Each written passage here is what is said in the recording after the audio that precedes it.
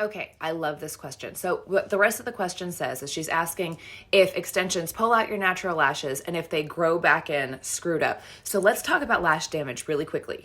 I'm going to keep it really honest with you.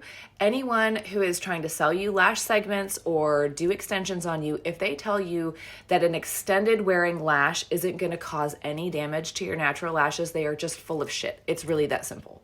What we want to be worried about is managing that damage. What's the extent of the damage? So I wore professional extensions for years, had a phenomenal lash tech, and when I quit wearing my extensions that were professionally done, my lashes were these little bitty pathetic nubs. They were beyond damaged. And I took good care of my lashes. That has not been my experience wearing the segments. I've worn them since 2019. And while I do have some lashes come out when I remove them, and there is a little bit of damage there, I still have natural lashes that are long enough that I could put mascara on them if I wanted to. I also make sure that I use a good lash serum. I like Babe Lash. Another good one is Zenobagi, and Grande Lash has a really good one.